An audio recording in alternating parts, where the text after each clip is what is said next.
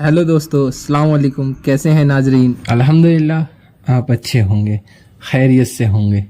दोस्तों आज हम बात करने वाले हैं उस शख्सियत की जो हमारे प्यारे नबी मोहम्मद सल्लल्लाहु अलैहि वसल्लम के नवासे हैं। हम मुसलमान मानते हैं कि उन्होंने अपना सर कटाकर इस्लाम बचा लिया। इनके बारे में कहा जाता है कि इन्होंने दीन इस्लाम को बचाने के लिए बड़ी से बड़ी कुर्बानी दी। उनके 6 माह के बेटे की शहादत भी शामिल है और 18 साल के बेटे की नाम है हुसैन। हाँ, वही हुसैन जिसके लिए मोहम्मद सल्लल्लाहु अलैहि वसल्लम ने कहा था कि मैं हुसैन से हूँ, हुसैन मुझसे हैं। फिर भी यजीद के नाम के शख्स ने उन्हें कत्ल करा दिया।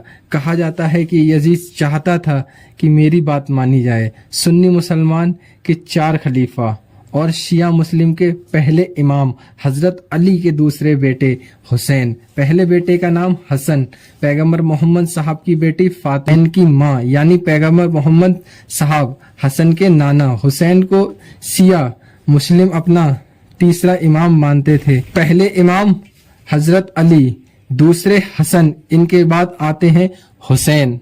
पैगंबर मोहम्मद साहब ने यही कहा था कि अल्लाह एक ही है और वही इबादत के काबिल है। उन्होंने इस्लाम फैलाना शुरू किया। तब लगभग अरब के सभी कबीलों में मोहम्मद साहब की बातें मानकर इस्लाम धर्म को कबूल कर लिया था। मोहम्मद साहब के साथ जुड़े कबीलों की ताकत देखकर उस दुश्मन भी उनके साथ आ मिले, लेकिन उनसे दुश्मनी में पाले रहे और यही दुश्मनी मोहम्मद साहब के दुनिया से चले जाने के बाद सामने आने लगी। हमला उनकी बेटी फातिमा पर हुआ।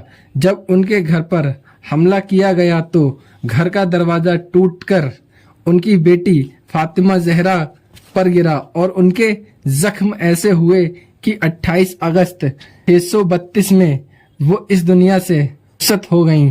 उस वक्त हुसैन करीब 6 से 7 साल के थे। इसके बाद पैगंबर मोहम्मद साहब के दामाद और फातिमा के शौहर अली को भी दुश्मनों ने कत्ल कर दिया गया। रमजान का महीना था, 19वां रोजा था। मस्जिद में इब्ने मुस्लिम नाम के शख्स ने तलवार से उस वक्त अली पर हमला किया जब वो नमाज पढ़ रहे थे, लेकिन तलवार जहर में डूबी हुई बताई जाती है, जिससे ऐसा जख्म हुआ कि फिर उनका इलाज नहीं हो सका और 21वें रोजे को वो भी दुनिया से रुखसत हो गए। दोस्तों आज के लिए इतना ही। मैं नेक्स्ट पार्ट में आपको आगे की इंफॉर्मेशन दूंगा।